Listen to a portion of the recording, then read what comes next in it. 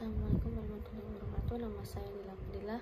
Di video kali ini saya akan sedikit mereview materi, yaitu tentang critical appraisal.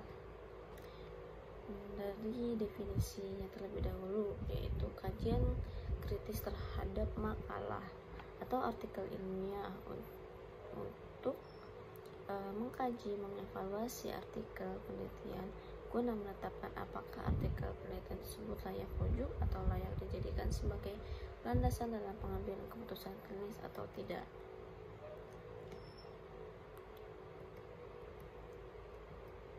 Lalu ada evaluasi dari critical appraisal itu, yang pertama ada relevansi, kedua ada peneliti, pakar atau pemula, dan juga tempat.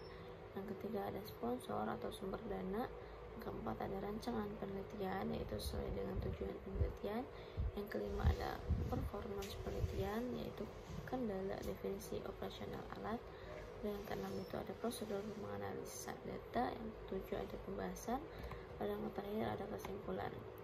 Nah, fungsi dari critical appraisal itu sendiri yaitu yang pertama ada secara sistematik mengevaluasi literatur ilmiah, lalu dapat memilih literatur yang akan diambil, selanjutnya memutuskan artikel manakah yang akan mempengaruhi pekerjaan yang akan dilakukan, lalu memisahkan penghalang antara peneliti dengan hasil peneliti, lalu yang terakhir mendukung perkembangan dari evidence based practice. Nah, kelebihan critical appraisal itu merupakan metode yang sistematis untuk menilai hasil, validasi, dan kegunaan dari publik artikel ilmiah. Lalu kelebihannya juga jalan untuk mengurangi jurang antara riset dengan praktis, lalu mendorong peneliti objektif tentang penggunaan sebuah informasi ilmiah. Lalu critical appraisal merupakan keterampilan yang tidak sulit dikuasai dan dikembangkan. Kekurangannya itu ia membutuhkan banyak waktu, terutama pada awal. Yang kedua, tidak selalu memberikan jawaban yang mudah, lalu mengurangi semangat, terutama bila akses terhadap hasil peneliti yang baik pada bidang tertentu sangat terbatas. Apa yang dinilai dari critical appraisal?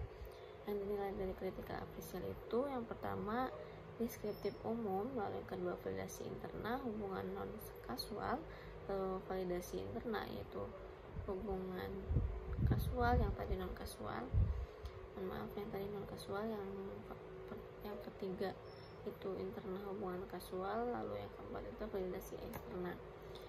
Nah, deskriptif umumnya itu bisa mencakup desain, populasi target, terjangkau sampel, cara pemilihan sampel, variabel bebas, variabel tergantung.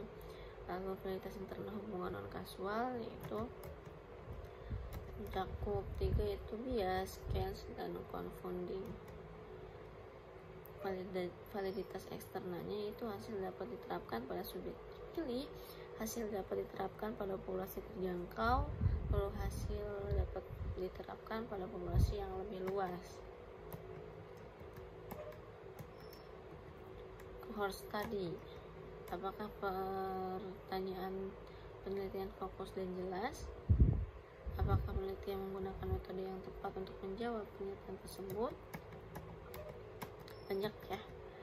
Case control, seperti contohnya apakah isu yang dibahas fokus dan jelas, apakah metode yang digunakan sudah tepat untuk menjawab pernyataan penelitian.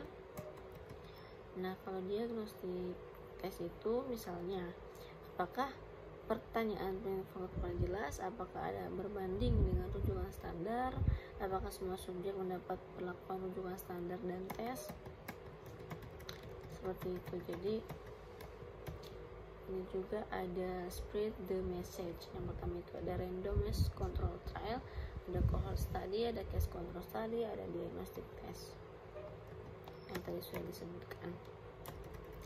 Segitu materi dari critical appraisal. Terima kasih.